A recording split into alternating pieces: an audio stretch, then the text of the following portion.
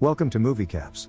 Today, I will show you an American action thriller from 2005, titled, Mr. and Mrs. Smith. Spoilers ahead. Watch out, and take care. In the beginning, John and Jane Smith are talking to a marriage counselor.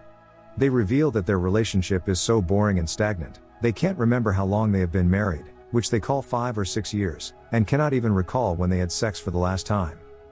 Upon the counselor's question about their first meeting, they tell him they met for the first time in Colombia.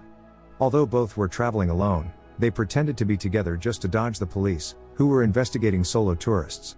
At their initial interactions, John introduced himself as a construction executive, while Jane told him she works in tech support. They fell in love after the first few meetings, and decided to get married.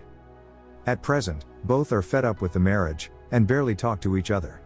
They occasionally try to initiate the conversations, but most of them end in just a few minutes, as neither of them is ready to discuss anything. After a few days, John comes back to the counselor alone, and shares that he loves her, but their marriage gets quite difficult at times. On the other side, she tells there is nothing serious, but both have their own secrets which they want to hide from each other. Their secrets are out soon, as it's revealed that both work as field operatives with different agencies, and are considered best at their jobs, as they never miss a target.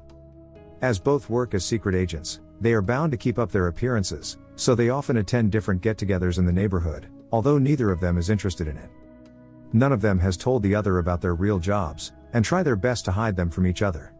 Both are hiding their secret weapons and other important stuff, in safe places at the house, but the other does not know anything about it. Smith, who has established Smith Engineering Firm as his cover, performs most of his tasks from that company.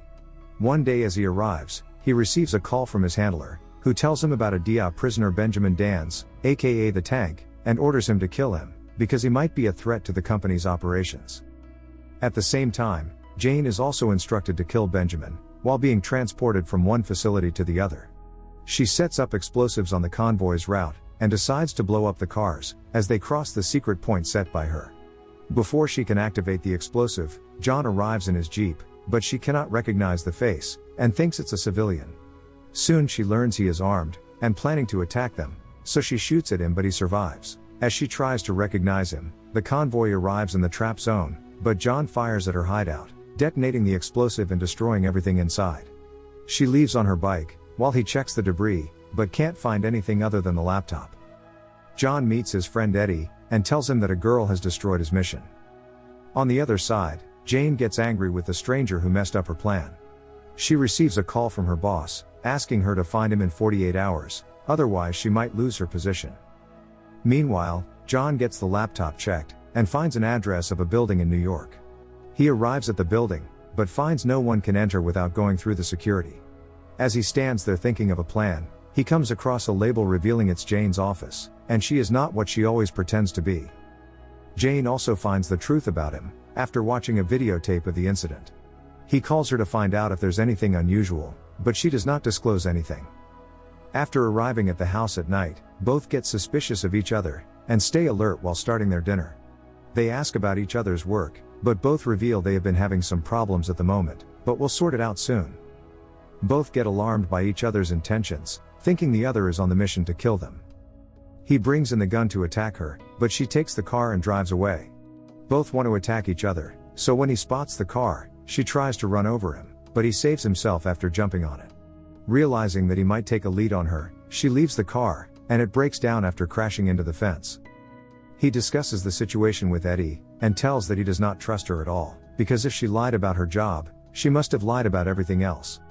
Meanwhile, Jane also tells her friend about him, and she suggests killing him. Afraid of his next move, Jane calls her team to check up on her house and find clues about him. Soon, John comes back to the house, but finds out his secret weapons are already gone. He gets angry with Jane and decides to show up at her office, but finds out she was already looking for him. As soon as he arrives at the building, Jane immediately orders her staff to evacuate, and escapes with them.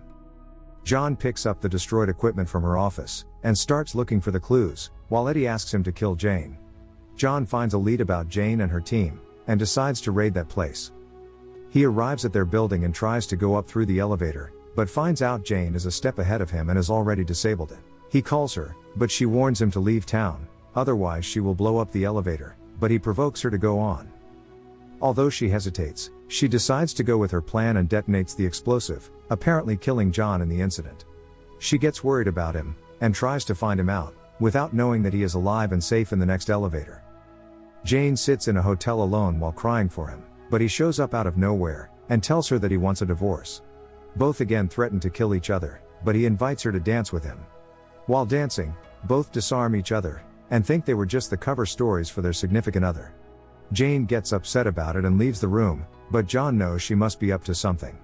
Soon he proves to be right, as she creates chaos by setting up the explosive in the hotel, and leaves with the crowd. After getting out, a man informs that something is ticking on him, and he finds out she has left a bomb inside his pocket, which he throws away right before it explodes. While chasing her again, he calls her and threatens to kill her, just like she tried to, but she does not take it seriously. As John knows about her profession now, he wants to confirm whether she loved him or not. He proclaims his love for her, but she tells him he was just a cover for her. He gets upset by thinking it was all about her job, but she does not clarify anything. Both arrive at the house at the same time, but she overtakes him and locks the doors. After going around the house and hiding from her, he finally manages to get inside through the back door, and pulls out his gun from his secret locker. Both attack each other, and start a nasty fight, that destroys the entire house. Both come face to face, with guns pointing at each other. She asks him to shoot, but he lowers his gun, realizing that he cannot shoot her. Both rekindle their love, and share a kiss, before being interrupted by neighbors, who show up at the door asking what happened inside, but John sends them away. Both reveal their secrets, which they hadn't told each other yet. While they talk, they are attacked by someone, and rush to hide at a safe place. While preparing the counterattack, he tells her he was given 48 hours to kill her, and she tells the same. They realize they have been attacked by their respective companies, who try to kill them with a bomb.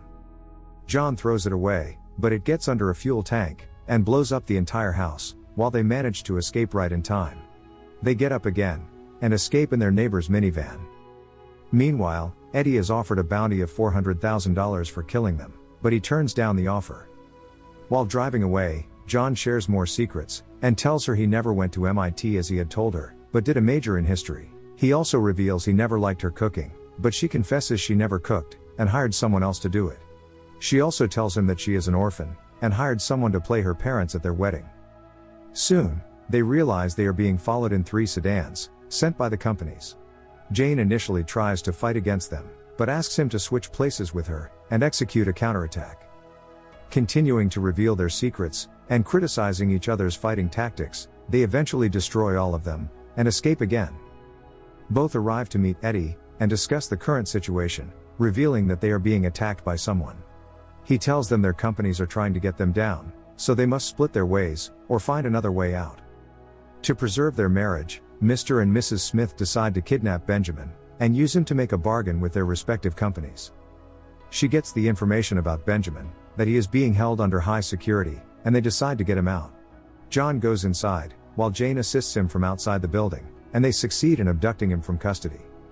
Smith questions him, asking why both companies wanted him dead.